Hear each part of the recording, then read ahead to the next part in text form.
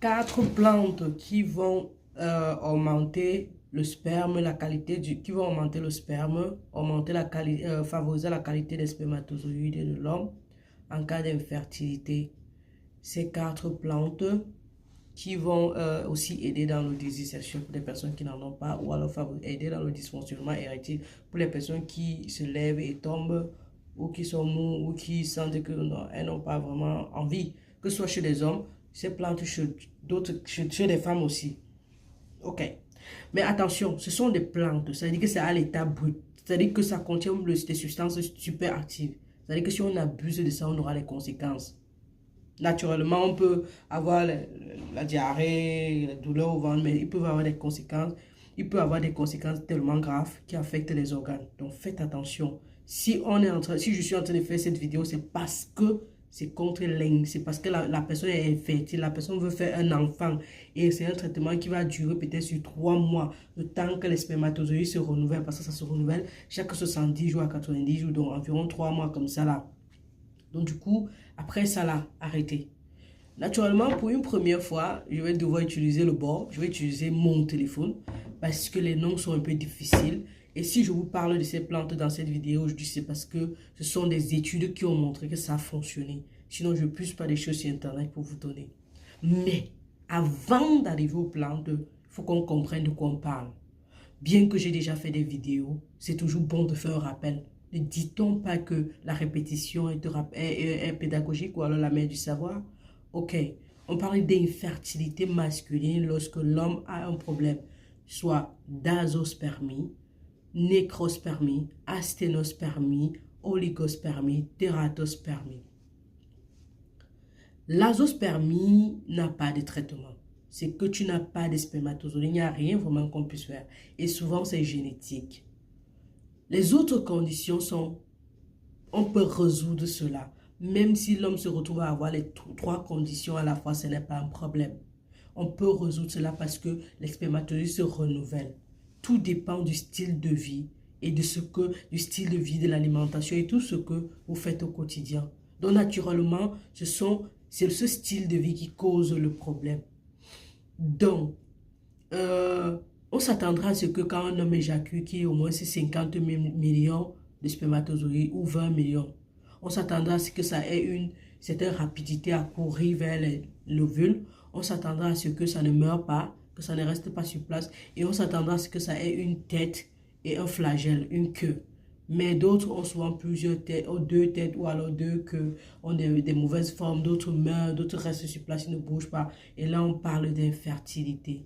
Peu importe le cas dans lequel tu es, ces conseils d'aujourd'hui vont t'aider.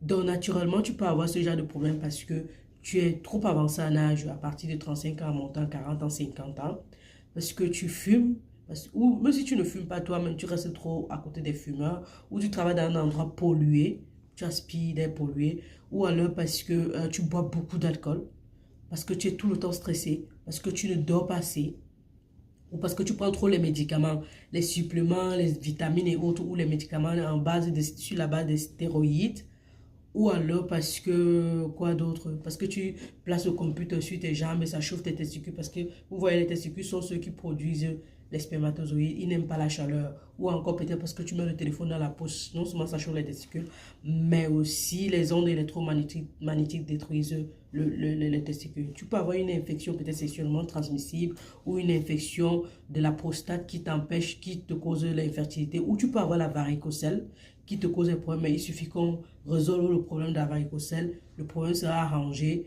parce que, comme je vous ai dit, ça se renouvelle, non? Et donc, tu peux avoir un autre problème qu'on ne connaît pas, mais que c'est comme ça.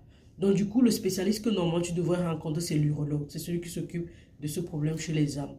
Et tu peux avoir un problème d'hormones. La testostérone peut être très basse et tu as besoin qu'on regarde ça. Tu rencontres un endocrinologue. Naturellement, quand je dis que la testostérone peut être basse, ça ne veut pas dire que tu vas aller commencer à prendre la testostérone en pharmacie, tout ça. Pourquoi je te parle de ces causes? Parce que je ne peux pas te donner les conseils d'aujourd'hui si je ne te dis pas qu'il y a les causes, si je ne te dis pas de regarder aussi les causes. Il faut aussi que tu saches que la masturbation ne va pas t'aider parce que si tu te masturbes tout le temps, il est probable que quand tu veux faire un enfant, que les spermatozoïdes, tu les aies versés ou alors, tu vois, le geste que tu fais là aussi, ça peut aussi causer des problèmes. Ce geste mécanique peut causer des problèmes. Donc, tu vois, toutes ces choses-là, il faut que tu laisses. Un autre truc aussi, c'est que tu ne t'hydrates pas assez. Tu ne fais pas l'activité sportive et naturellement, tu es obèse. Tu as un gros ventre, tu es très obèse. Ton indice de masse corporelle est au-dessus de la norme. Ou alors, tu ne t'hydrates pas bien. Tu ne manges pas les fruits et les légumes. Pourquoi je dis tout ça? Parce que tout ce que j'ai cité là va causer ce qu'on appelle le stress oxydatif des spermatozoïdes. Le stress oxydatif est causé par les radicaux libres, les plus grosses toxines du corps. Et donc, les conseils que je vous donne dans d'autres vidéos, que je vais répéter ici brièvement, vont aider ici à éliminer les antioxydants et donner la santé aux spermatozoïdes. Le premier conseil, ce sera de bien s'hydrater. Vous le savez déjà, faire l'activité sportive, marcher 30 minutes chaque jour. Attention dans ce cas-ci, si tu fais une activité sportive très forte, ça va causer l'effet contraire. Donc, à défaut de te donner les bons spermatozoïdes, ça va plutôt les tuer. 30 minutes par jour, 3 fois par semaine, si tu m'aimes beaucoup, tu vois, si ma tête te plaît beaucoup, d'accord? Et boire de l'eau, ok? Manger les fruits et les légumes. On est d'accord que je vais citer tout ça comme ça, mais je peux faire mieux en te disant que la tomate, les épinards, c'est-à-dire les feuilles vertes, quoi d'autre?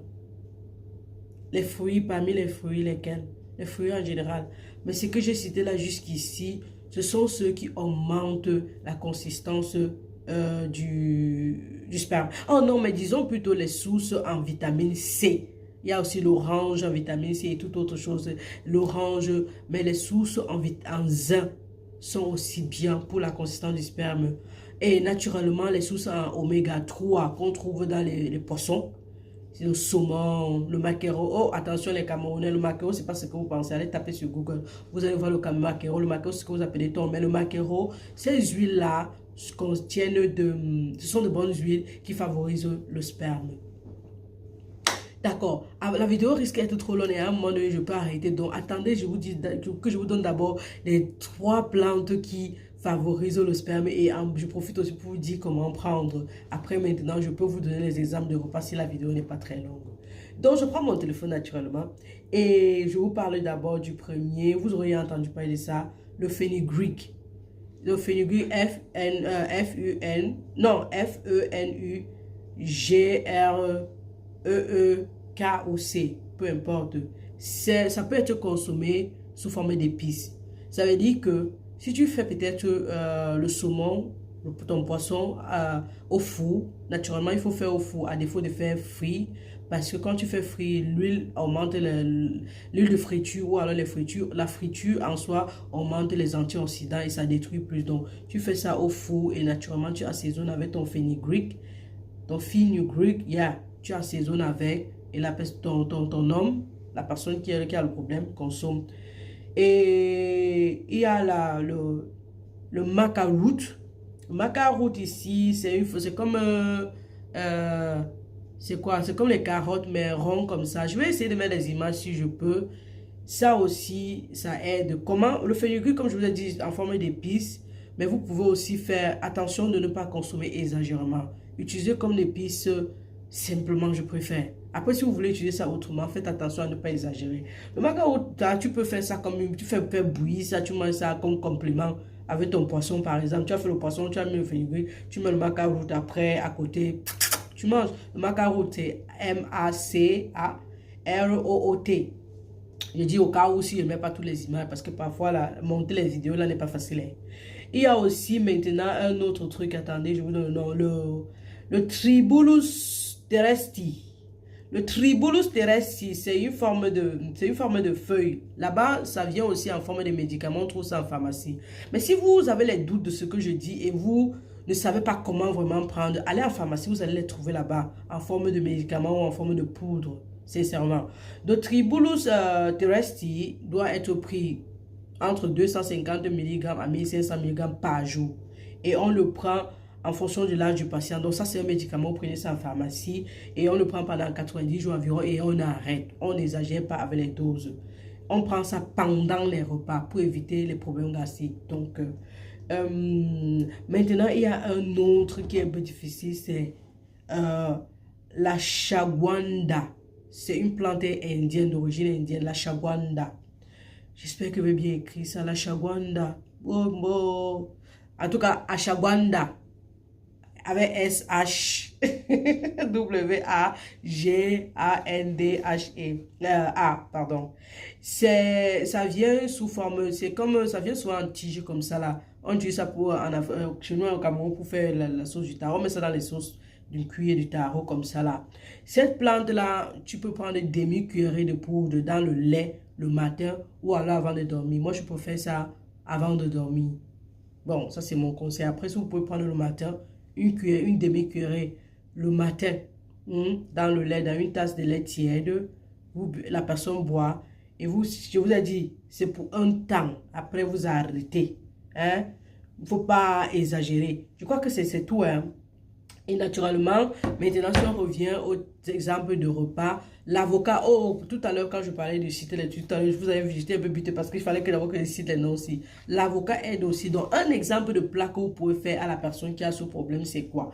Vous faites une petite salade avec les légumes de salade, vous mettez la carotte à l'intérieur et vous mettez l'avocat, vous mettez l'huile d'olive ou l'huile d'arachide au-dessus. D'accord? Vous évitez de mettre les trucs comme les mayonnaises et autres. Si une fois vous avez mis l'huile d'olive, vous pouvez mettre un peu de vinaigre et la personne mange. Tout à côté, vous avez fait son petit poisson au four là. Vous avez assaisonné avec le fenugrec dont j'ai parlé tout à l'heure.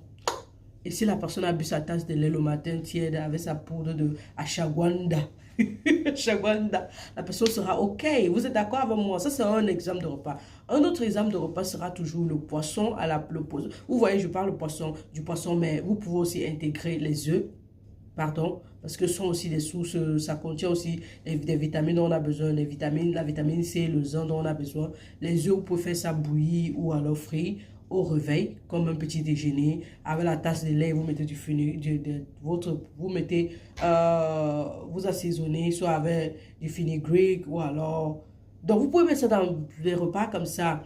Et la personne mange avec un peu de pain. On évite ici là trop de graisse, on évite trop de sucre blanc, d'accord? Un autre repas peut être quoi?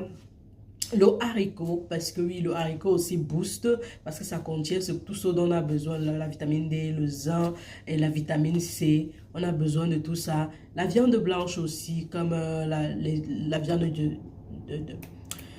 la viande de la poule. Le chicken. Ouais, l'anglais n'est pas facile. La viande de la poule, non. Le poulet, voilà, le poulet.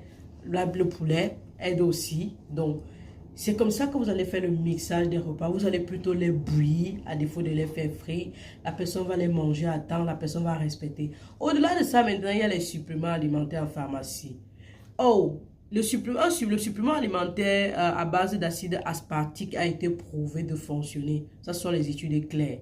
Mais si vous prenez les suppléments alimentaires comme Wellman Conception, ou vous prenez Procif, ou vous prenez Procid, ou vous prenez Pregnant Care pour les hommes, Before Conception des hommes, vous allez trouver ça dedans. Vous allez aussi trouver l'acide folique, vous allez trouver le zinc dont je parlais, la vitamine D, la vitamine C, tous ces éléments qui boostent la fertilité chez l'homme, mais aussi qui boostent le sex drive, c'est-à-dire la libido, pour que le monsieur soit debout, bien. Je crois que la vidéo aussi est trop belle, je vous promets. Si tu écoutes ça, je pense qu'elle est bizarre. Tant que je dis, j'ai pelé les trucs et que je sais pas, elle est trop belle la vidéo. C'est l'une de mes vidéos les plus ridicules, mais la plus belle en fait. Je pense qu'elle est super belle en tout cas. Et j'espère que vous allez profiter de ça. C'est une commande d'une de mes fleurs qui vient en Allemagne. Je lui envoie un cœur. Elle le sait. Elle sait que je la porte en cœur et elle sait que c'est pour elle que je le fais. J'ai mis tout le cœur et les organes. D'accord, chérie? Et on se rappelle de bien dormir. Donc, toutes les causes que j'ai citées au début là, dès que vous les éliminez, tout ce que vous allez faire va marcher. Respectez les choses, respectez le traitement, respectez la consigne. C'est seulement pour une période de temps que l'enfant entre. Après, si vous voulez vous envoler, c'est votre problème. Hydratation, l'eau chaude à 50 degrés, c'est un antioxydant par excellence et ça fait perdre le poids. Tout ce que je vous ai dit là, les légumes, les fruits, tout ça, vous pouvez faire bouillir les légumes non, carottes, haricots, petits pois, vous mangez avec le poisson, vous mangez avec le poulet bouilli. Vous pouvez faire le bouillon de pomme avec les légumes et le poisson et vous assaisonnez avec le fenugrec. Voilà les idées de repas. En fonction de la personne que vous avez en face et de vos disponibilités, du moins, vous voulez un enfant donc, ou alors vous voulez faire quoi? Et il y a l'insémination artificielle. ou l'insémination artisanale aussi. Artisanale, la femme est féconde, on lui met seulement le sperme de l'homme, on trie au laboratoire et on lui met le bon sperme de l'homme à défaut de faire l'insémination artificielle. C'était la daronne de la santé 3.0. Cheers.